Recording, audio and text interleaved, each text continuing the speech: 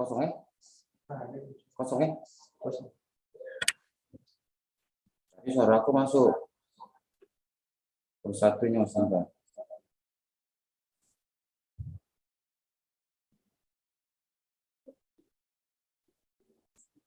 Sekarang. Tes 1, 2, 3. Cek. Cek.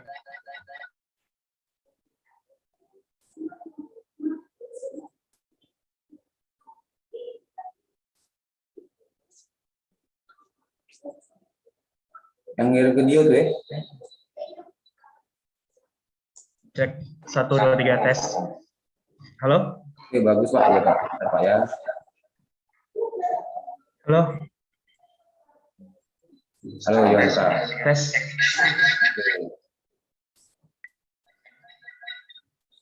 Apa tadi? Belajar di Pro2, edisi Kelas Inspirasi. Rencanakan masa depanmu di Kelas Inspirasi. Belajar di Pro2, Kelas Inspirasi. Era di Palembang, suara kreativitas barengan Ragil di kelas tambahan, kelas inspirasi siang hari ini, sahabat kreatif. Dan kita udah mau mulai belajar banget sama Bapak Alfian dalam hal ini. Kita akan belajar bahasa Indonesia sama Bapak Alfian Kurniawan, MPDGR dari SMA Negeri 2 Panukal Utara Pali. Hari ini kita akan belajar kupas soal prediksi PAS Bahasa Indonesia kelas 11 dan kelas 12 semester ganjil ya. Selamat siang Bapak, halo bisa kedengaran? Halo, selamat siang. Assalamualaikum warahmatullahi wabarakatuh. Waalaikumsalam warahmatullahi wabarakatuh. Halo semuanya. Apa kabar Mas Ragil? Baik Pak, Bapak apa kabar? Alhamdulillah baik, super excited benar pastinya. sorry. Nggak apa-apa. Tadi trouble-nya di Iya. kan gitu kan, tapi nggak ada masalah kok. Di belakang Bapak ada anak muridnya Pak ya? Kebetulan ini dari organisasi yang saya bina. Kebetulan kan besok ada Hari Guru Nasional nih Mas. Hari Guru Dan Nasional. sekaligus juga hari peringatan PGRI yang ke-76. Jadi kita ada latihan. Latihan itu sampai sore nanti. Jadi kita jeda sebentar selama 1 jam untuk kegiatan ini khusus deh gitu. Wih, boleh dong. Halo jadi dulu. Jadi memperkenalkan mereka rombongan dari organisasi Bujang Gadis Semandapura dan juga rombongan OSIS angkatan 2021-2022. Boleh kami sapa dulu untuk rombongan RRI Pro 2? Boleh dong kasih hai semuanya. Ini anyway, ini live juga di YouTube channel kita RRI Palembang. Jadi buat teman-teman semuanya kalau mau ngeliat mukanya langsung klik aja tuh di RRI Palembang. Sekarang lagi live gitu muka kalian di belakang nih. Yang cewek sama cowok yang mana kelihatan. Oke, Bapak Alfian nih untuk hari ini belajar bahasa Indonesia ya. Betul. Oke. Bahasa Indonesia ya. Oke Pak, sekarang udah boleh mulai, boleh di-share screen-nya juga untuk kita mendengarkan paparan Bapak Alfian gitu. Siap kalau gitu. Atau boleh bantu dari sana Mas Oke, screen-nya? kita coba untuk share screen dokumen yang tadi ya Pak ya. Oke.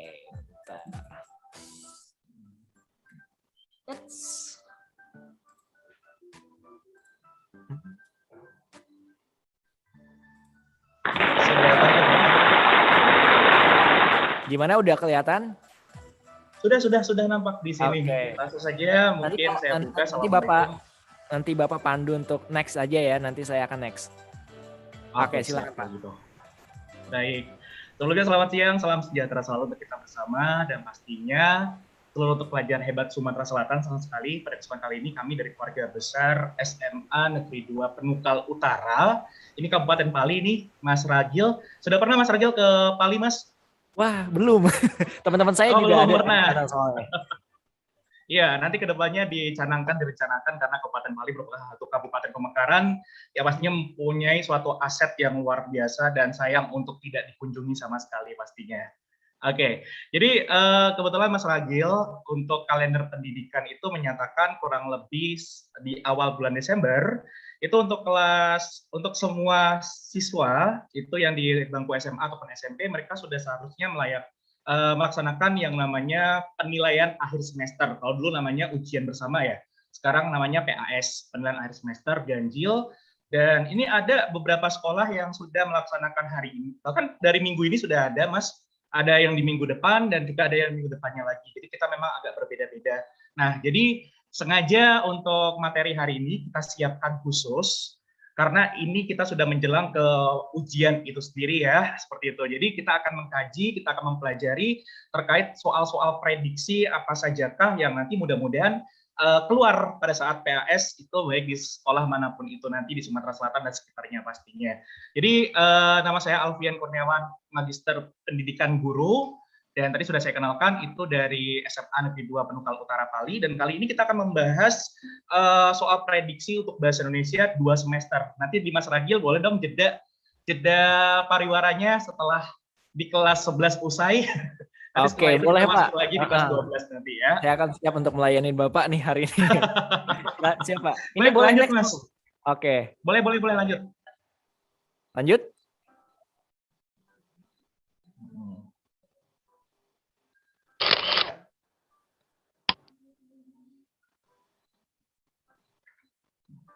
Oke, udah masuk materi kelas 11. Oke, udah masuk ya. Cuma di tayangan kami saja yang masih agak terlambat nih Mas. Jadi perkenalannya sudah nggak apa-apa dilanjutkan saja. Itu tadi sudah dikenalkan di awal. Itu biodata singkat. Nggak tahu nih singkat atau panjang lebar di sana. Terus kita lanjut lagi Mas. Di materi pertama. Ya, materi pertama kita ketemu dengan ini sudah masuk ke bagian ini ya. Kok di saya masih gitu. Oke. Baik. Jadi pelajar hebat Sumatera Selatan sekalian, bahwa pada materi kelas 11 di semester ganjil kita masih mempergunakan kurikulum darurat. Kurikulum darurat ini adalah suatu kurikulum yang memang sengaja dikeluarkan oleh pemerintah selama pandemi ini sendiri. Untuk bahasa Indonesia di semester ganjil kita bertemu dengan 4 materi besar. Itu terkait masalah teks prosedur, lalu ada teks eksplanasi, kemudian ada teks ceramah, dan satu lagi adalah teks cerita pendek. Ya, nah satu persatu akan kita bahas sesuai dengan kompetensi dasar yang nantinya kita ambil dari Permen nomor 37 tahun 2018 ya. Lanjut Mas.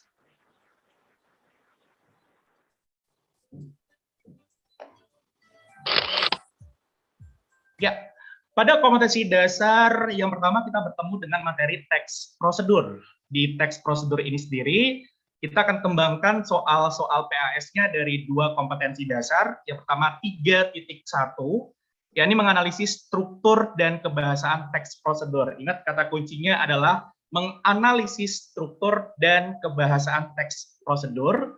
Dilanjutkan dengan 4.1, mengembangkan teks prosedur dengan memerhatikan hasil analisis terhadap isi, struktur, dan kebahasaan. Kita masuk ke soal yang pertama.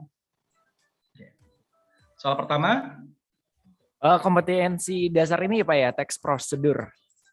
Ya, struktur teks prosedur Mas yang soalnya warna kuning. Sudah ya?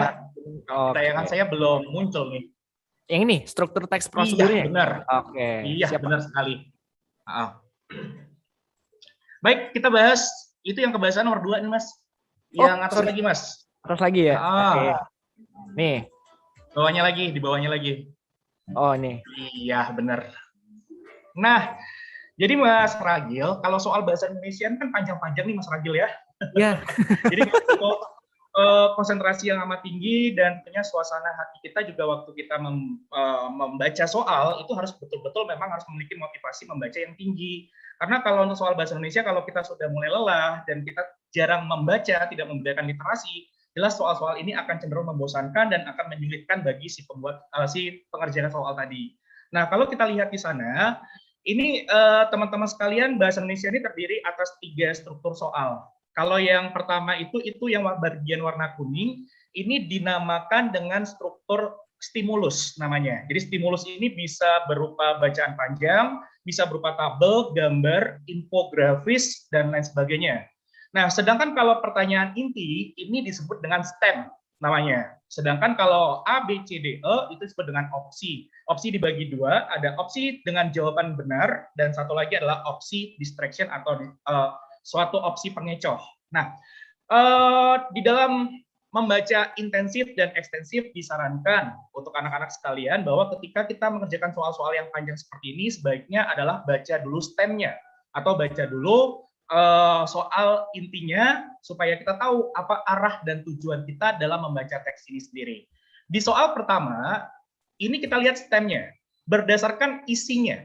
Penggalan kalimat tersebut merupakan struktur pada teks prosedur. Apakah itu? Kita ulas kembali bahwa teks prosedur merupakan suatu tulisan yang berisi tentang langkah-langkah menjelaskan suatu perihal agar pembaca itu dapat melakukan, menciptakan, bahkan memainkan sesuatu hal. Di dalam teks prosedur terdapat ada beberapa struktur. Struktur pertama adalah judul, kemudian pembukaan atau pendahuluan, lalu ada material, jadi material ini berupa alat dan bahan, lalu ada langkah-langkah, dan diakhiri dengan penutup. Nah, kalau dilihat di soal pertama, kita ketahui, bunyinya tidak banyak yang mengerti tata cara menulis status yang sopan, itu di Facebook. Padahal dengan menulis status yang sopan, kita dapat memperluas relasi, sebab orang akan merasa nyaman berhubungan dengan kita. Untuk itu, cobalah kalian baca sampai tuntas tips agar kita dapat menulis status yang sopan di Facebook. Kalau ditinjau dari karakteristik isinya, ini seperti paragraf yang akan menghantarkan kepada pembaca untuk menuju kepada alat bahan ataupun juga nanti langkah-langkah seperti itu. Nah, maka karena dia sifatnya hanya pengantar atau memberikan arah peluang ke langkah-langkah atau instruksi namanya, maka ini disebut dengan struktur pendahuluan atau A. Ya, baik. Boleh lanjut ke soal nomor 2? Nah, coba Mas Ragil, boleh dong? Apa jawabannya kira-kira, Mas? Kebahasaan teks prosedur. Letakkan kualitas kunjungan telepon satu dari pada kalimat ke. Waduh, ini saya mikir dulu atau gimana nih bacanya? Bumbu dan air. Udah lama nggak belajar bahasa Indonesia, Mas ya? Iya. Ini konjungsi temporer tidak terdapat pada kalimat temporer ini. Konjungsi ini saya juga lupa apa konjungsi. Oke, saya jelaskan dulu Mas ya. Oke, jadi konjungsi temporer, konjungsi sendiri diambil dari bahasa Inggris conjunction ya. Yang berarti adalah kata penghubung. Jadi kata penghubung itu banyak sekali. Yang jelas salah satu di antaranya kata penghubung yang sering dipergunakan pada teks prosedur itu dinamakan dengan konjungsi temporal. Konjungsi temporal itu adalah kata penghubung yang menandai waktu, pergerakan waktu dari peristiwa satu ke peristiwa yang lainnya.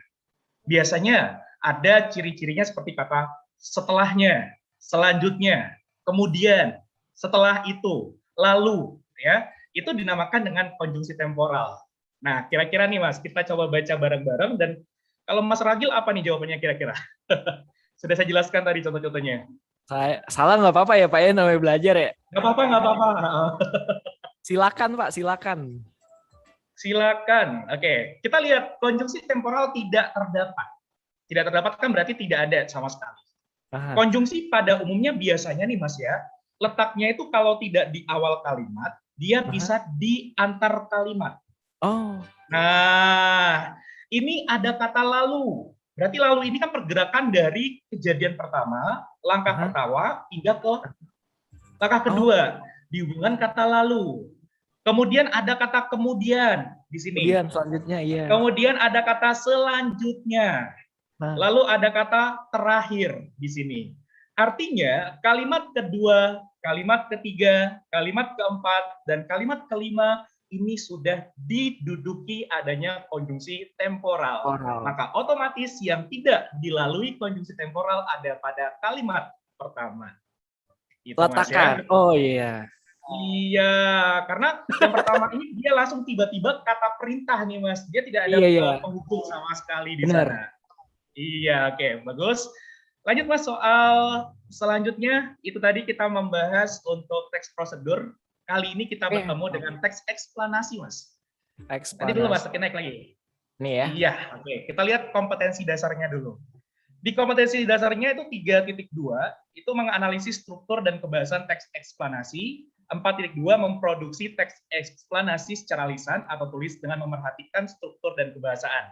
Berarti soal yang saya ambil yang akan kita ulas itu terkait struktur dan yang kedua kebahasaan lagi nih Mas pada eksplanasi.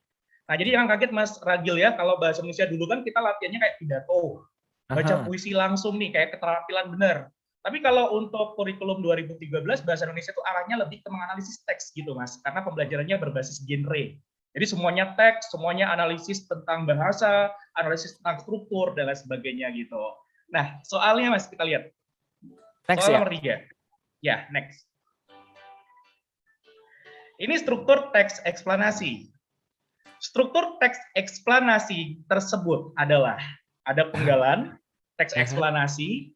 Jadi teks eksplanasi ini Mas ya, ini adalah suatu tulisan yang menceritakan, menginformasikan, menjelaskan kepada pembaca tentang fenomena-fenomena alam, sosial, pendidikan, budaya, dan lain sebagainya. Jadi artinya tuh kalau kita baca buku, Mas ya, kalau kita baca buku pelajaran itu banyak eksplanasinya. Karena mereka menjelaskan tentang fenomena-fenomena yang sudah saya sebutkan tadi, kan gitu. Nah, kalau kita lihat untuk soal ini di stimulusnya petir dan kilat, ini kan berarti membahas mengenai fenomena alam. Dan pertanyaannya adalah struktur teks eksplanasi ini apa? Perlu diketahui bahwa setiap teks memiliki struktur yang beragam. Kalau tadi untuk teks prosedur, strukturnya dari judul, lalu pendahuluan atau pembuka atau tujuan namanya, lalu material berupa bahan dan alat, lalu langkah-langkah atau instruksi, dan penutup. Namun kalau struktur untuk teks eksplanasi sendiri, itu terdiri atas judul yang pertama, lalu setelah judul itu biasanya akan dibuka dengan paragraf yang disebut dengan pernyataan umum, Mas, atau tesis namanya. Jadi pernyataan umum atau tesis ini umumnya akan membahas suatu penjabaran dari pertanyaan apa dan mengapa. Misal kita membahas tentang gerhana matahari. Jadi pertanyaan pertama, apa itu gerhana matahari? Jika pada paragraf itu berbicara gerhana matahari adalah titik. Nah, itu sudah berupa sebuah definisi, merupakan jawaban dari pertanyaan apa. Lalu mengapa gerhana matahari terjadi? Gerhana matahari terjadi karena ini tertutupi oleh ini dan kemudian tidak menerima cahaya matahari secara langsung. Berarti jika sudah terdapat adanya uraian yang menjelaskan dari pengertian beserta mengapa hal itu terjadi, itu berarti masuk dalam pernyataan umum. Sedangkan untuk struktur yang kedua disebut dengan deretan penjelas. Deretan penjelas ini adalah paragraf, bisa satu paragraf, dua paragraf, dan lebih daripada itu. Dan dia ini akan menceritakan tentang proses-proses atau tahapan-tahapan. Banyak beberapa artikel yang menjelaskan bahwa kalau untuk deret penjelas atau event, itu tuh mengandung sebuah jawaban dari pertanyaan bagaimana. Sedangkan untuk bagian terakhir itu dinamakan dengan struktur interpretasi. Di interpretasi bisa ada 4 bagian yang bisa dimasukkan ke sana. Yang pertama bisa berupa ringkasan, yang kedua bisa berupa saran, yang ketiga bisa berupa hikmah, dan yang keempat itu bisa berupa sebuah kesimpulan. Jadi kalau kita sudah membaca kayak penggalan itu berupa kayak kesimpulan atau bentuknya adalah saran atau hikmah atau mungkin berupa kayak ringkasan ulang, berarti itu masuk dalam struktur interpretasi. Kalau ditinjau dari penjelasan saya tadi, itu yang tidak ada pada pilihan C dan D. Ya, tidak ada struktur argumentasi dalam eksplanasi dan kesimpulan sendiri itu sudah masuk ke dalam interpretasi atau struktur terakhir di dalam teks eksplanasi. Jadi kemungkinannya ada 3 nih Mas. Kalau tidak A, B, atau E. Kalau menurut Mas Ragil apa tuh Mas? A. A, betul sekali. Karena apa di situ? Kenapa Mas? Ayo. Karena ini menggambarkan sebuah pernyataan. Jadi misalkan petir dan kilat, titik-titik fenomena apa, terus dia juga menjelaskan sedikit tentang fenomena ini, tapi simple, padat gitu. Jadi sebuah pernyataan umum yang menggambarkan petir dan kilat ini merupakan fenomena apa. Jadi betul sekali, ya luar biasa. Dan menjelaskan. Poinnya. Soal kedua baru tahu. Yang kedua baru tahu. Jadi benar Mas ya, ini apalagi juga kalau kita lihat di sana kan sudah ada satu kata merupakan nih Mas. Ini merupakan kata kopula atau kata yang menghubungkan definisi biasanya. Seperti kata adalah, yaitu. Itu kan adalah suatu kata yang menghubungkan antara istilah dengan definisi di bawahnya, di belakangnya gitu. Jadi dari kata merupakan saja sudah sangat jelas ini mendefinisikan dari pertanyaan apa. Apa itu petir dan kilat di sana ya. Nampak itu berarti pernyataan umum atau sebut juga dengan tesis. Ya, oke. Soal selanjutnya, Mas, yang keempat. Apa gimana? Soal keempat, Mas ya. Soal keempat. Lanjutnya. Oh, ini yang kebahasaan teks eksplanasi. Iya, kebahasaan teks eksplanasi. Naik lagi nih. Iya, ini soal lagi nih kita lihat. Kata yang dicetak miring dari penggalan teks eksplanasi tersebut mengandung unsur kebahasaan berupa A. Konjungsi kronologis. Konjungsi kronologis itu adalah suatu konjungsi yang menandai hubungan waktu juga, Mas. Ada beberapa sumber yang mengatakan kalau kronologis itu nama lain dari konjungsi temporal. Ada juga di sumber yang lain mengatakan bahwa kronologis berbeda dengan temporal. Ya, nanti kalau misalkan ada kata lalu, kemudian itu sudah masuk ke kronologis, Mas. Kemudian kalau konjungsi kausalitas adalah kata penghubung yang menandai sebab dan akibat. Biasanya seperti kata maka, jadi, untuk itu, sehingga, dan lain sebagainya. Itu berarti masuk konjungsi kausalitas. Kalau kata ganti benda atau kata ganti nomina, itu seperti misalkan ada benda, misalkan kata menyebut, misalkan ya, kata bendanya misalkan dia membahas masalah kebakaran. Kebakaran terjadi di mana, misalkan kayak itu. Peristiwa tersebut, nah ada kata peristiwa tersebut. Itu merupakan kata tersebut itu mereferensikan ataupun juga artinya itu nanti akan mengarahkan kepada kata kebakaran sendiri. Maka itu disebut dengan kata ganti benda. Sedangkan verba pasif, verba dari bahasa Inggris verb yang berarti adalah kata kerja yang sifatnya pasif.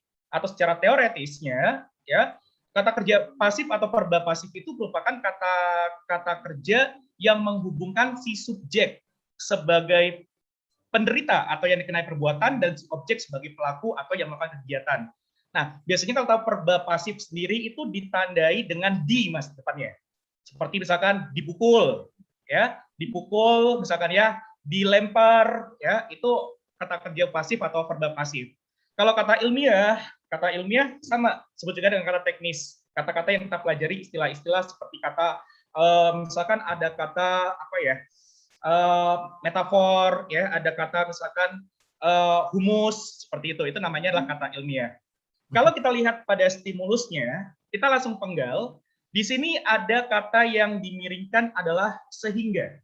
Sehingga. Berarti kalau sehingga ini menghubungkan antara apa nih, Mas? Apa dan apa nih kalau sehingga? Konjungsi kausalitas, Pak. Kausalitas, betul. Karena konjungsi kausalitas merupakan kata penghubung yang menghubungkan antara sebab terlebih dahulu, kemudian menuju kepada akibatnya di belakang di situ. Maka sehingga betul, maka B jawabannya. Ini pinter nih Mas Ragil, kayaknya juara umum ya dulu. Langsung nangkep nih kronologis tuh kayak lalu, lanjut, kayak kemudian gitu, kausalitas tuh maka jadi. Betul. Bendanya. Satu lagi tuh kalau di RR itu yang juara umum tuh Mas Rian Daim itu juara umum juga. Cepet dia. Lanjut nggak nih? Boleh lanjut. Oke. Teks yang ketiga ceramah. Teks ceramah. Baik, teks ceramah. banyak orang berpendapat bahwa teks ceramah itu sesuatu hal yang bersifat ceramah itu adalah suatu hal yang disampaikan dalam bentuk informasi keagamaan. Sebetulnya benar juga seperti itu. Namun secara kontekstual lebih lanjutnya, teks ceramah itu adalah suatu tulisan yang di dalamnya berisi informasi yang berupa informasi-informasi ilmu pengetahuan, Mas. Jadi tentang masalah pendidikan ketika dia disampaikan, selama dia konteksnya adalah ilmu pengetahuan, tentang agama juga masih ilmu pengetahuan, ya sudah, itu namanya adalah teks ceramah. Sedangkan kalau yang khusus ke agama, itu dinamakan sebagai teks khotbah namanya. Nah, sekarang kita lihat kompetensi dasarnya adalah menganalisis isi, struktur, dan kebahasaan dalam ceramah. Jadi ada 3, isi, struktur, dan kebahasaannya. Kita lihat ke soal nomor 5. Oke. Hadirin yang kami muliakan, ilmu pengetahuan memberi kita pemahaman mengenai pentingnya menuntut ilmu sebagaimana telah diberikan contoh Allah Subhanahu wa taala itu melalui firman pertama yang turun bahwasannya Allah Subhanahu wa taala mengajari Nabi Muhammad untuk membaca. Selain itu dalam surat Al-Mujadalah ayat 11 menjelaskan mengenai kedudukan orang yang menuntut ilmu, Allah akan meninggikan derajat orang-orang berilmu. Tanpa ilmu pengetahuan seseorang akan buta dengan apa yang ada di sekitarnya. Oleh sebab itu, jangan letih untuk menuntut ilmu setinggi-tingginya. Isi penggalan teks ceramah tersebut membahas mengenai, betul nggak Mas, kalau yang A, ajakan meninggikan derajat dengan bekerja? No, bukan. Bukan. B, motivasi memperbaiki diri untuk masa depan? Bukan. Ya, bisa sih sebetulnya ya, tapi lebih Ya, mirip-mirip ya. Arahnya, iya. C, dorongan untuk membaca dan menuntut ilmu. Nah, ini dorongan untuk membaca dan menuntut Dorongan ilmu. ya Mas ya. Oke, kita simpan dulu yang C. Kalau yang D, himbauan menolong orang yang kesulitan. Bukan, Pak, bukan. Bukan. Yang E, menyemangati diri yang sedang putus asa. Bukan. Bukan juga. Jadi jawabannya adalah C ya, betul sekali. Oke. Ini saya nggak ragu benar, ini jangan-jangan bukan juara umum lagi nih, juara olimpiade. Kontek Pak, dijelasin ini udah. Iya. Yang juara umum cukup Mas Rian Daim saja sama Mbak Resti gitu. Resti juga juara. Oh my God. Iya, udah lama saya nggak ketemu sama Mbak Resti. Dulu teman waktu saya masih ya agak-agak muda lah. Iya. Baik, Mas, lanjut. Oke. Soal nomor 6. Ini struktur teks ceramah. Kalau tadi struktur eksplanasi dan prosedur kan kayak namanya ilmiah banget ya Mas ya. Ada tesis, pernyataan umum, interpretasi kan kelompok ilmiah. Tapi kalau teks ceramah ini sangat umum sekali, sangat mudah sekali untuk kita kenali bahwa teks ceramah memiliki struktur berupa pembuka, isi, penutup. Namun ada beberapa sumber yang mereka memecahkannya lagi menjadi 5, yakni salam pembuka, isi, penutup, dan salam penutup. Ya, kita tergantung sama kita mempergunakan nanti expert atau pakar manakah yang kita ambil untuk teorinya ya. Nah, jadi kalau kita lihat di sana, cobalah kita renungkan dalam kehidupan kita, Allah memberikan kepada kita nikmat-nikmat yang banyak, seperti nikmat pakaian, makanan, tempat tinggal, kendaraan, terutama nikmat ketika kita bisa berhubungan dengan manusia berupa handphone, serta alat-alat komunikasi lainnya. Ini nampak jelas kalau salam pembuka, mungkin nggak nih Mas? Oh, enggak mungkin ini. Jauh banget nih salam. Nggak mungkin ya, kalau salam pembuka kan bisa Assalamualaikum gitu ya. Yeah. Pembuka Mas? Pembuka kayaknya bukan nih. Bukan juga, karena pembuka itu pada prinsipnya berisi ucapan puji syukur, penyampaian topik, ataupun permohonan izin untuk melakukan ceramah, seperti itu. Kalau isi, Mas? Nah, ini baru benar, isi C. Iya, oke. Kalau penutup? Bukan, Pak. Bukan, ya. Kalau penutup biasanya apa nih, Mas, kita isinya? Oh iya juga ya, bisa juga kesimpulan ini ya? Bisa kesimpulan, benar. Bisa permohonan maaf, ya. Bisa juga ucapan terima kasih karena telah memperhatikan dan lain sebagainya. Kalau salam penutup pasti wassalamualaikum atau mungkin selamat sore, selamat siang. Jadi jelas jawabannya adalah C, isi ya. Oke. Lanjut Mas. Oke, lanjut. Nomor 7. Kebahasaan teks ceramah. Kebahasaan teks ceramah. Kita lihat ciri kebahasaan dari kata bercetak miring dalam penggalan teks ceramah tersebut adalah menggunakan, tempat dulu nih Mas, kira-kira apa? Kalimat persuasif kah, verba mental kah, kata ganti orang pertama, kalimat imperatif, atau kata kerja sebab akibat nih Mas, kira-kira.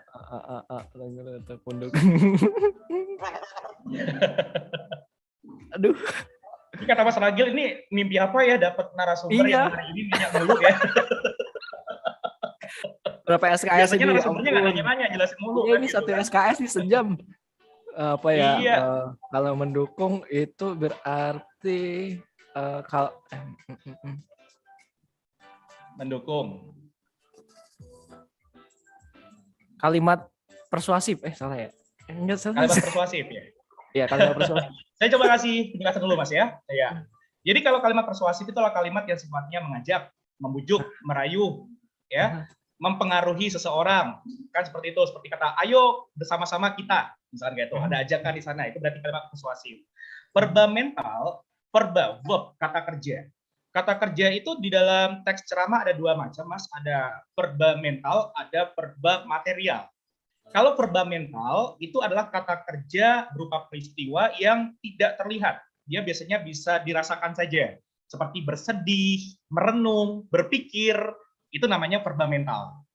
Tapi kalau seandainya itu adalah kata kerja yang sifatnya bisa dilihat, seperti berlari, makan, mencuci, itu namanya verba material, kalau bisa dilihat. Jadi kalau yang bisa dirasakan, itu verba mental, tapi kalau bisa dilihat, itu verba material namanya. Kata ganti orang pertama biasanya merujuk kepada aku, saya, kata kuncinya. Aku, saya, hamba, kami, kita. Kalimat imperatif, kalimat perintah. Ya, kalimat perintah. Sedangkan kata kerja sebab akibat tadi, dia mengarahkan kepada hubungan sebab akibat tadi, seperti itu. Nah, dari penjelasan itu di mana Mas Yo? Sambil mungkin anak-anak di belakang juga sedang berpikir. Persuasif, benar nggak Pak? Ini persuasif, Mas ya. Kita lihat kata yang bercetak miring itu ada kata mendukung, Mas. Mendukung. Mendukung berarti berupa sebuah peristiwa yang dimana dia tidak terlihat, dia abstrak. Verba mental. Maka jatuhlah pada pilihan sebagai verba mental di sana. Salah. Aduh. Oke, lanjut Mas. Lanjut ya. Oke, lanjut. Cerita pendek. Suka baca cerpen, Mas? Suka. Suka. Oke, Mas ingat Mas dengan unsur intrinsik dan ekstrinsik gitu? Aduh, ini nggak ingat lagi Pak. Jangan lupa Mas ya. Oke. Sekarang ingatnya gini aja Mas, kalau misalkan kalau kita mau ke mall nih, itu yang jaga depan tuh, kalau kita kan pakai bahasa Inggrisnya security nih. Bahasa Indonesia apa? Pengamanan. Selain pengamanan, Mas. Satuan pengamanan apa namanya? Disingkat? Pengamanan. Satuan pengamanan. Satuan pengamanan. Satpam. Ya, oke. Jadi diingat aja Mas kata satpam, gitu adik-adik sekalian. Satpam itu ada sudut pandang S-nya. A-nya itu amanat, ya. T-nya itu tokoh, P-nya itu penokohan. Jadi T dan P-nya bergandeng, tokoh dan penokohan. A-nya alur, M-nya majas. Jadi satpam, tambahkan lagi Mas LT. Saya sering mengingatkan ke anak-anak pakai bahasa Palembang nih. Satpam Latuwo, ya. Jadi satpam LT. L itu latar, sedangkan T terakhir adalah tema. Nah, jadi itu cara mengingat untuk unsur-unsur intrinsik pembangun dari dalam karya sastra, gitu. Wow. Jadi kita lihat di sana langsung Mas ke soal nomor selanjutnya, ada 2 soal lagi di kelas 11 ini. Unsur pembangun teks cerita pendek. Tak pernah terbayangkan bahwa nama yang menurut banyak orang terdengar katrok, katanya. Ini justru malah beruntung. Melalui tayang televisi, namaku disebutkan oleh pembawa acara bahwa aku memenangkan undian 1 buah mobil. Wah, rasanya tidak percaya. Point of view atau sudut pandang pada penggalan cerita di atas adalah. Mas ingat kalau sudut pandang orang pertama apa Mas kata kuncinya? Jangan lupa. Iya. Kalau kata sudut pandang orang pertama itu saya. Aku, hamba, kita, kami, gitu. Sudut pandang orang pertama. Sudut pandang orang kedua, ini bahkan banyak buku juga Mas, banyak teori yang mengatakan bahwa sudut pandang orang kedua itu nggak ada, gitu. Tetapi ada juga teori yang saya baca, karena saya suka sekali nih Mas membandingkan buku satu ke buku yang lain, itu saya menemukan penjelasan bahwa sudut pandang orang kedua itu adalah sudut pandang yang pelaku utamanya itu adalah tokoh yang didekat dari si pengarang. Berarti kalau kita dekat dari pengarang, kita akan memanggil kata kamu, kau, engkau, kan gitu. Jadi kamu, kau, engkau, kalian, itu dinamakan, itu masuk dalam kategori sudut pandang orang kedua. Sedangkan sudut pandang orang ketiga, itu ketika si tokoh utamanya itu berada jauh dari si pengarang. Maka muncullah kata dia, katanya, kata ia, kata mereka, atau menyebutkan nama orang secara langsung. Di sini kata kunci apa Mas yang sering muncul? Aku. Berarti kalau aku tadi sudut pandang orang keberapa? Pertama. Orang pertama, betul. Jadi orang pertama ada di pilihan A dan B. Ini ada Kalau A A nih, orang pertama pelaku utama, Nah. kalau B orang pertama pelaku sampingan. Saya coba pakai kalimat simpel aja Mas ya, untuk menjelaskan, membedakan antara diferensial antara orang pertama pelaku utama dengan orang pertama pelaku sampingan. Kalau orang pertama pelaku utama, ada muncul kata aku, tapi si aku ini melakukan kegiatan langsung. Oke. Misalkan aku masuk ke kamar, kemudian aku tidur. Berarti posisi aku di situ melakukan kegiatan. Berarti dia sudut pandang orang pertama pelaku utama. Tetapi kalau posisinya muncul kata aku, namun kata aku di situ hanya diceritakan oleh orang lain. Diceritakan oleh orang lain. Misalkan, Rini mencoba membuka kenangan denganku. Dia mengingat bahwa aku. Berarti kan posisi kata aku di situ hanya diceritakan dari sudut pandang si tokoh Rini. Ya. Utamanya adalah si Rini tadi. Maka itu berlaku namanya sudut pandang orang pertama pelaku sampingan. Itu bahasa mudahnya. Jadi kalau kita tinjau dari seginya, itu segi isi pada soal ini apa nih Mas? Ini yang pertama atau yang utama atau sampingan? Sampingan, Pak. Sampingan. Aha. Coba, kenapa sampingan Mas?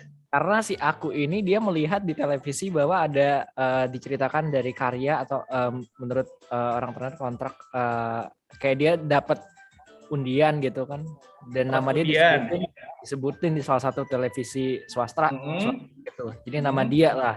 Jadi tokoh dia tapi disebutin sama orang lain, jadi kayak sampingan gitu. Oh gitu ya, oke baik ya. Nggak apa-apa sih, beda konsep aja dikit ya Mas ya.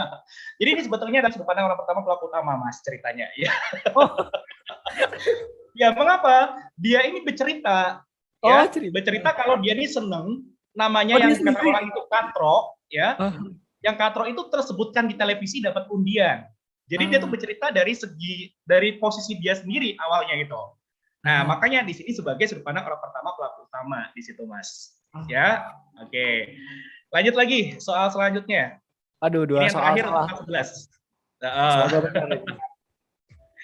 Mengonstruksi teks cerita pendek. Kita lihat pengenalan cerpen yang bertema pendidikan adalah, ini pendidikan bukan nih Mas, kalau tak usah kau merayuku, ucap wanita separuh baya itu menatap tajam lelaki yang akan diceraikannya.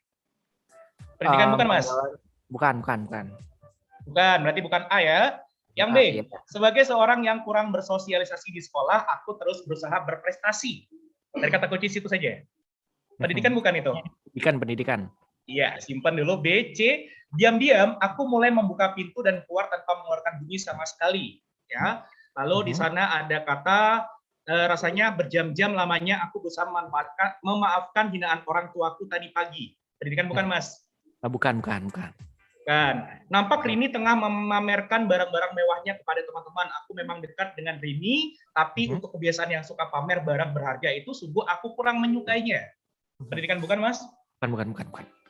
Juga bukan. Pak Budi membopong Pak Amir yang terlihat kesakitan dengan darah yang mengalir deras keluar di kepalanya. Harusnya warga tidak hanya menonton Pak Amir, melainkan segera membantu mengangkat beliau ke rumah sakit. Pendidikan bukan Mas? Bukan. Juga bukan. Berarti nampak jelas bahwa dari konstruksi cerpen tema pendidikan itu jatuh pada pilihan B. Ya, sebagai seorang yang kurang bersosialisasi di sekolah, aku terus ya. Iya B. Iya, selesai Mas, itu 11 soal kita bahas di kelas 11, nanti masih ada beberapa soal untuk kelas 12 khusus. Oke, ini kelas 12 ya? Iya, betul. Ini atau kita lanjut lagi. Jeda dulu atau gimana Mas? Nggak apa-apa, soalnya tinggal sekitar 15 menit lagi ya? Oke. Boleh siap kalau gitu. Lanjut ini. Halo, gimana Pak? Wah, ternyata belum terhubung lagi nih sahabat kreatif. Oke. Gimana Bapak? Udah mendengarkan? Jadi kita udah belajar sejauh ini kelas 11 sahabat kreatif. Ini agak rada reconnect untuk Bapak Alfian. Ih, keren banget. Saya berasa masuk kelas tambahan banget nih. Dijelasin gitu. Dari mulai kompetensi dasar gitu, kelas 11. Terus juga ini udah mau mulai masuk ke kelas 12 sahabat kreatif ya. Oke, coba kita cek dulu ya. Bapak Alfian gimana? Oke, ini lagi reconnect nih sahabat kreatif. Ih, bagus banget. Saya dari penjelasannya ini kayaknya baru bisa dapat berapa soal tadi, bener ya? Kamu juga kalau mau ikutan tuh boleh nanti join aja di YouTube channel kita di RRI Palembang. Jadi ini lagi seru banget untuk membahas bahasa Indonesia gitu. Semester 11 sama semester 12 nih sahabat kreatif. Jadi buat teman-teman juga yang mau semesteran gitu. Nah, ini pas banget nih kompetensi dasarnya yang bisa kalian ikutin gitu sama Bapak Alfian. Saya aja tuh dari tadi tuh kayak diajakin bukan hanya menyimak tapi juga diajakin untuk menjawab soal-soal gitu. Dengan penjelasannya menurut saya ini menarik banget. Dengan membuat kata per katanya, penjelasan Bapak Alfian juga menurut saya ini salah satu guru favorit saya nih. Kalau misalkan saya masuk ke kelas dia. Oke deh, sekarang saya masih nunggu Bapak Alfian untuk bergabung kembali untuk di kelas inspirasi sahabat kreatif. Ini padahal udah masuk ke semester 12 gitu. Saya mau ngejelasin juga kayaknya saya belum tahu.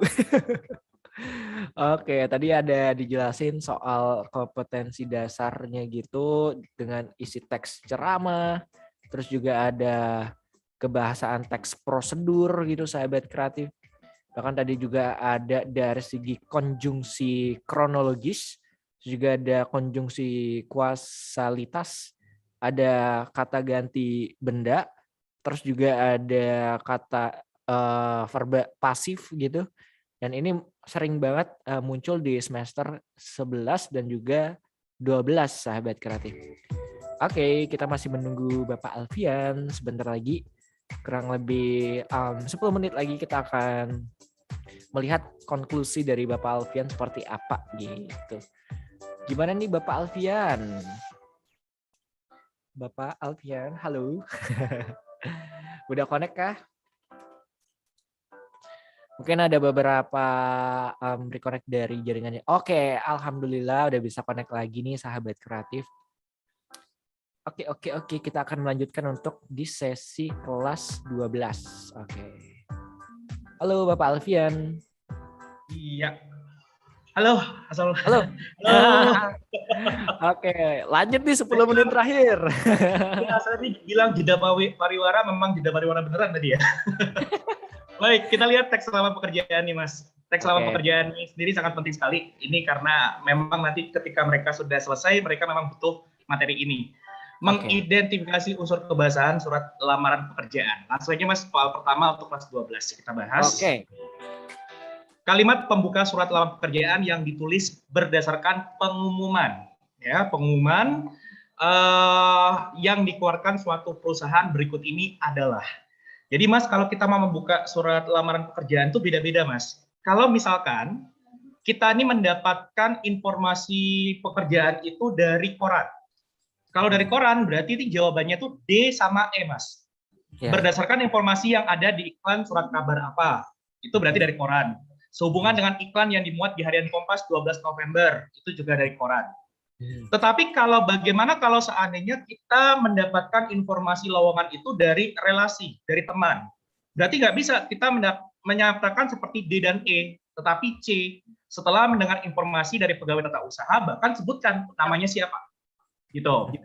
Nah, kalau untuk yang A, saya yang bertanda tangan di bawah ini adalah kalimat pembuka surat lamaran pekerjaan yang dia bersumber dari inisiatif sendiri. Tidak ada sumber dari pengumuman, tidak ada sumber dari rekomendasi atau apapun, tapi dia coba-coba aja Mas. Kayak ya coba-coba aja untuk masukkan lamaran pekerjaan, berarti dia mempergunakan yang A. Kan? Sedangkan kalau untuk yang pengumuman, letakkan pada kalimat seperti B ini. Sehubungan dengan pengumuman nomor 037/BD/2021, disambung lagi bagaimana nanti selanjutnya. Jadi jawabannya lah B nih Mas. Ya. Next, lanjut Mas. Oke, lanjut. Menyusun teks lamaran pekerjaan. Penulisan yang benar untuk bagian alamat surat pada surat lamaran pekerjaan. Yang pertama, kalau mempergunakan kepada YTH, itu dipergunakan di amplopnya. Tapi kalau isi suratnya, dia tidak boleh mempergunakan kepada. Dia langsung YTH saja. Y kapital, T kecil, H kecil, titik. Kalau di amplop boleh pakai kepada YTH. Berarti A, B, C tidak bisa kita pilih di sini. Kita lihat pada pilihan D dan E. Pimpinan PT Bulan Bintang tidak ada masalah di sini. Cuman masalahnya adalah di pilihan E ada tanda titik. Padahal pada bagian ini nggak boleh dititikkan. Satu lagi, kesalahan umum yang sering dipergunakan dan ini sering muncul di soal-soal ujian akhir untuk kelas 12, Mas. Ini kalau menulis kata jalan nggak boleh disingkat JLN titik, lalu dia harus buat jalan langsung. Merpati dan tidak boleh menyatakan kata nomor. Jadi kalau begitu kata Merpati nomor 13 berarti tulisnya adalah Jalan Merpati 13 gitu ya. Ini kalau secara aturan secara teoritisnya seperti itu. Namun kenyataannya banyak mempergunakan kata nomor. Kalau nggak ada nomor itu kayaknya kayak kurang gitu ya Mas ya. Jadi kita lanjutkan lagi sekarang. Jadi jawabannya ini D. D. Lanjut ya, betul. Nomor 3.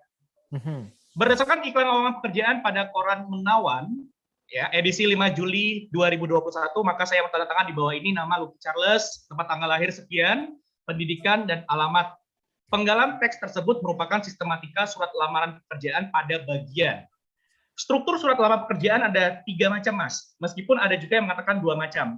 Yang pertama, kalau yang 2 macam mereka membagi antara tesis dan argumentasi. Tapi kalau yang 3 macam strukturnya itu berarti tesis, argumentasi, dan penegasan. Di mana kalau tak tesis itu dari sumber dulu Mas, berdasarkan informasi dari koran. Itu berarti sudah pembuka tesis. Sampai nanti ke data-data, nama, tempat tanggal lahir, pendidikan, alamat, itu berarti tesis. Tapi kalau dia sudah menyampaikan maksud, saya bermaksud untuk mengisi posisi tersebut. Dan sebagai bahan pertimbangan, maka kami lampirkan ada 1 apa, 2 apa, 3 apa, 4 apa. Itu dinamakan dengan argumentasi. Sedangkan kalau permintaan untuk mempertimbangkan, demikianlah surat lamaran yang kami buat, besar harapan dapat dipertimbangkan, terima kasih atas perhatian Bapak atau Ibu, misalkan kayak itu. Itu dinamakan dengan struktur retesis atau penegasan. Namun di sumber yang lain mengatakan bahwa retesis itu tidak ada, penegasan itu tidak ada, yang ada cuma tesis dengan argumentasi saja. Nampak jelas berarti ini karena dari sumber dan juga identitas, maka ini tergolong pada struktur tesis. Tesis, ya. Oke, lanjut Mas. Oke. Di teks cerita sejarah, kompetensinya menganalisis kebahasaan cerita atau novel sejarah. Oke, lanjut Mas, nomor 4. Nah, kata yang bercetak miring pada teks cerita sejarah di atas membentuk kata. Kita lihat, ini tank dan ini ada boat di situ. Kalau verb apa Mas, Ragil? Kalau, ya verb. Verb itu berarti kata kerja ya. Iya. Ya, verb itu kata kerja, berarti verba ini kata kerja. Nomina itu berarti noun, kata benda. Ya, adjektiva itu berarti adjektif, kata sifat. Numeralia berarti number. Ya, itu berarti kata bilangan atau angka-angka. Adverbial itu berarti adverb, berarti keterangan. Kalau tank sama boat berarti apa, Mas? Kata ini, kata benda, kata benda. Berarti kalau kata benda termasuk pada nomina di sini ya. Oke, B jawabannya. Lanjut. Oke, lanjut. Menulis teks cerita sejarah pribadi. Teks cerita sejarah itu disebut juga sebagai recon, Mas ya. Recon itu teks ulang.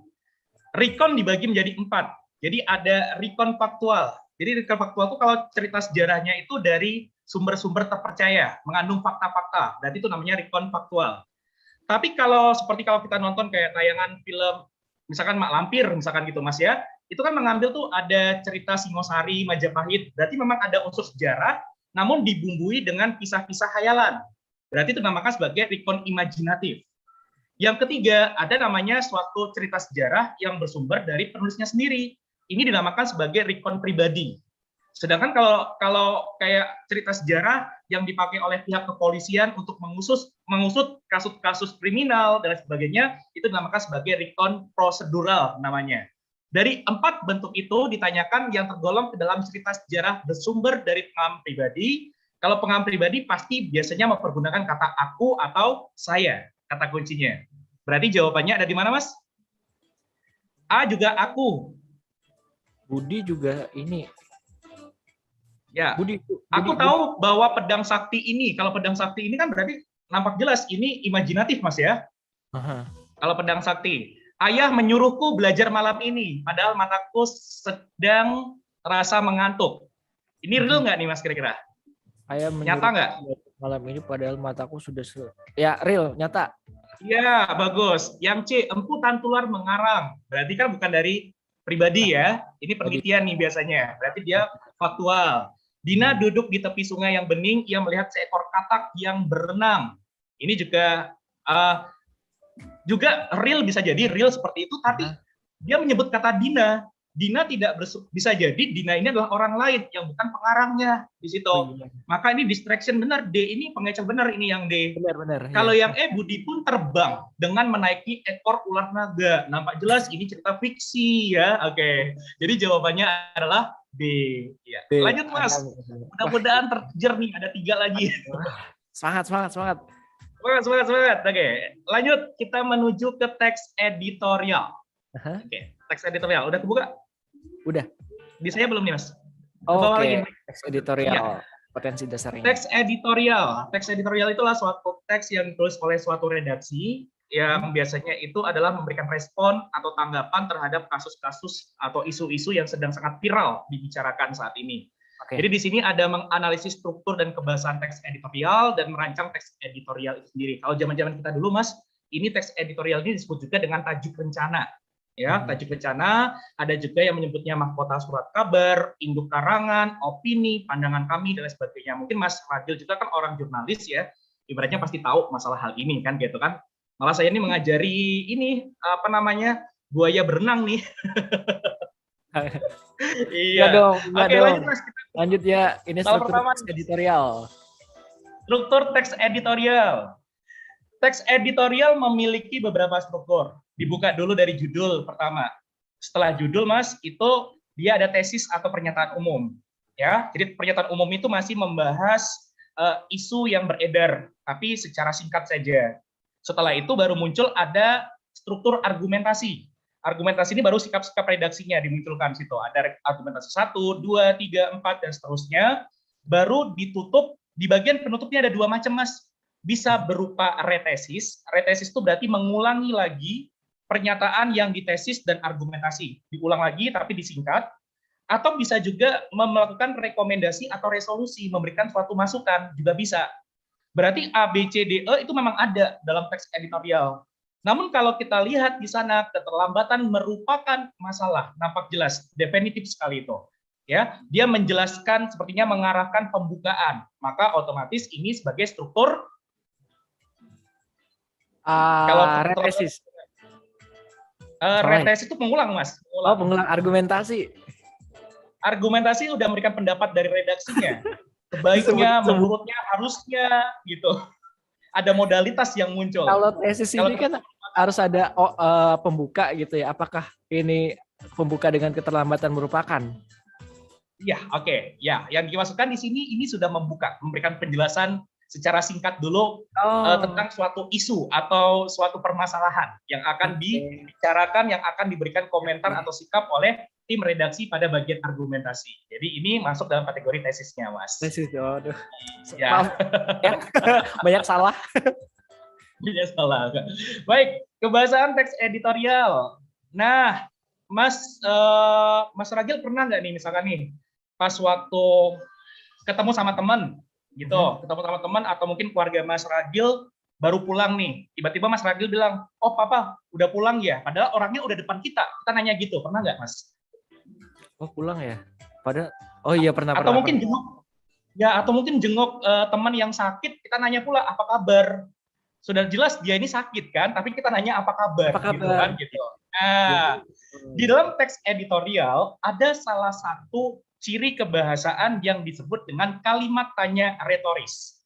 Kalimat tanya retoris itu adalah kalimat tanya yang sebetulnya si penulis tidak membutuhkan jawaban. Ya, itu kayak pertanyaan basa-basi saja kan gitu kan, basa-basi saja. Kayak misalkan ada teman yang udah pulang kan gitu. Kemana? Mau pulang ya? Jelas dia udah mau naik motor, naik mobil gitu, masih tanya juga. Ada teman yang jatuh misalkan, aduh, dia nanya pula, sakit ya gitu. Jelas dia udah bilang aduh kan di situ kan. Itu juga termasuk pertanyaan retoris ya Mas ya. Gitu. Jadi sama ini, apakah kita sudah dapat bergembira karena kasus infeksi virus corona sudah mengalami penurunan? Kan pembaca nggak perlu tuh sampai menjawab Misalkan ya atau tidak. Karena apa? Pengarang penulis editorial ini ketika membuat pertanyaan ini, dia ini hanya istilahnya membuat pertanyaan basa-basi saja, nggak perlu harus dijawab oleh pembacanya langsung. Maka ini disebut dengan kalimat tanya retoris atau pilihan E di sini. Iya. Mas ya, oke. Terakhir Mas, soal terakhir. Menulis teks editorial. Nah, coba soal terakhir deh, satu kesempatan buat Mas Ragil. Kondisi yang sesuai untuk melengkapi paragraf ini apa? Ayo. Ini dari yang sekitar titik-titik ya Pak ya? Atau ya titik-titik. Mas, ini juga informasi Mas ya. Tanda titik 3 ini dalam tata bahasa PUEBI ini disebut tanda baca juga Mas, sama. Dia fungsinya seperti titik, tanda seru, tanda tanya. Nah, titik 3 ini dalam ilmu tanda baca dinamakan dengan tanda elipsis Mas. Oke. Jadi kalau kita membuang suatu kata atau kalimat tuh nggak boleh titiknya ada 5, ada 6, ada 2. Jadi total titiknya hanya 3 Mas di situ. Kalau bilang suatu. Ya, jadi itu namanya tanda baca elipsis namanya. Oke, kira-kira apa nih Mas? Perubahan teknologi juga mereka.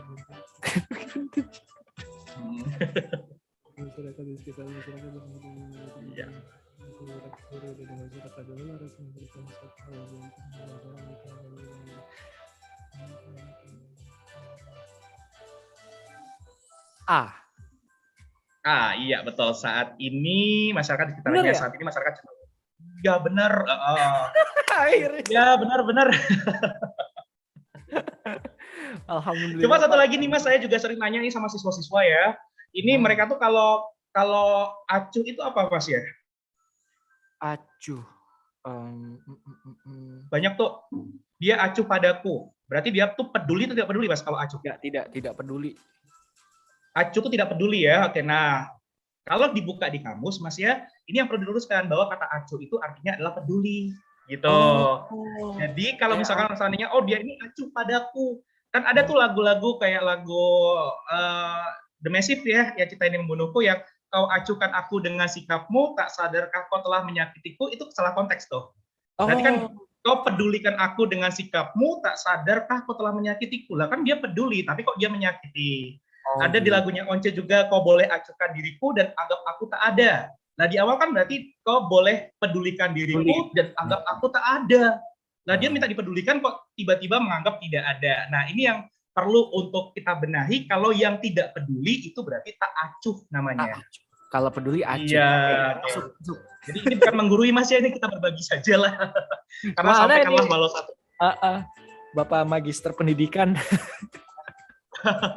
Oke Pak, ini kesimpulan atau konklusi di akhir segmen ini boleh diungkapkan sama Bapak Alken, dan saya juga terima kasih banyak udah ikutan gitu. Salah satu kelas tambahan yang paling saya sukai banget nih hari ini kayaknya.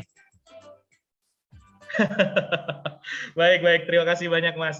Jadi yang jelas kesimpulannya kalau kita bertemu soal-soal bahasa Indonesia itu yang pertama kali kita memenjamkan kaki dan bertemu dengan soal-soalnya, yang pertama adalah atur niat kita atur suasana hati kita, karena dalam membaca kita harus menyukai dulu, kan gitu. Mengapa sih kita membaca soal kadang 1 kali 2 kali nggak ngerti-ngerti, diulang lagi seperti itu? Dikarenakan adalah faktor suasana hati yang tidak mendukung. Jadi bagaimana caranya ketika kita punya masalah atau apapun itu, ketemu soal bahasa Indonesia, ubah dulu, cintai dulu teksnya, sukai dulu teksnya, maka kita akan dapat untuk menjawabnya langsung. Kalau pakai kertas juga Mas, kalau kita pakai kertas, usahakan pada saat kita membaca supaya speed reading atau membaca cepatnya tercapai, usahakan jangan menunjuk teks. Karena ketika kita menunjuk teks, otomatis kecepatan membaca kita akan lebih lambat dibandingkan ketika kita menggerakkan bola mata. Jadi yang bergerak sebaiknya adalah bola mata. Kemudian jangan menggerakkan kepala kiri ke kanan mengikuti teks, karena itu akan memperlambat dalam membaca. Setelah itu juga lebih konsentrasi, lebih banyak berlatih dan sebagainya. Maka memang betul di sini peranan literasi membaca harus betul-betul menjadi budaya gitu loh Mas. Nah orang kan selama ini taunya literasi itu hanya membaca saja, membaca udah literasi. Padahal dalam konteks definitifnya literasi membaca itu berarti adalah kegiatan membaca, diikuti proses pemahaman, ada evaluasi, menilai hingga nanti si pembaca itu dapat menerapkan isi bacaan itu dalam kehidupan sehari-hari, maka sampailah itu pada tahap literasi membaca sendiri gitu. Ya, pokoknya lebih semangat aja untuk anak-anak sekalian, lebih banyak berlatih tipe-tipe soal seperti ini untuk apa ya, supaya bisa memutuskan PAS. Dan mudah-mudahan tahun ini juga Mas, ini kelas 12 insya Allah kalau nggak salah bulan Maret atau mungkin April itu biasanya akan ada ujian satuan pendidikan USP namanya. Biasanya saya ini sebagai tim pembuat kisi-kisinya untuk Sumatera Selatan. Mudah-mudahan tahun ini juga dipercaya kembali dari Sumatera Selatan untuk membuat kisi-kisi yang dipakai untuk USP 2021 ini untuk bahasa Indonesia. Susah ya Pak ya. Ya, oke. Jangan susah-susah. Oke, terima kasih banyak Bapak Alfian Kurniawan MPD GR, guru dari SMA Negeri 2 Panukal Utara Pali ya Pak ya. Betul, ya. Oke. Dan semoga nanti kita akan belajar kembali untuk bahasa Indonesia di next week atau juga 2 weeks nanti ke depannya. Karena ini happy banget, jadi kita juga ikutan belajar juga. Terima kasih banyak untuk Bapak Alfian. Yep. Ya. Terima kasih juga adik-adik semuanya. Oh ya, makasih nih dari ini. Kita hai-kan lagi yuk. Ya, hai. Sama sekaligus Mas mengucapkan dari SMA Negeri 2 Panukal Utara, di sini kami mengucapkan selamat memperingati Hari PGRI, jatuhnya besok Mas 25 November, dan juga bertepatan sebagai Hari Guru Nasional. Semoga nanti dunia pendidikan melalui guru-guru kita dapat mencerdaskan generasi bangsa dan membawa estafet pendidikan kita menjadi lebih baik dari sebelum-sebelumnya. Amin. Amin. Oke. Oke, saya pamit undur nemenin sahabat kreatif di kelas tambahan, juga mewakili Bapak Alfian dari pamit undur dari via YouTube streaming dan juga Zoom hari ini ya. Semoga nanti kita akan bertemu kembali dan habis ini saya akan nemenin kamu untuk request time Indonesia sahabat kreatif. Dan lanjut untuk di Pro 2 nanti boleh WhatsApp untuk requestnya di 0857 25 kali 916-nya ya.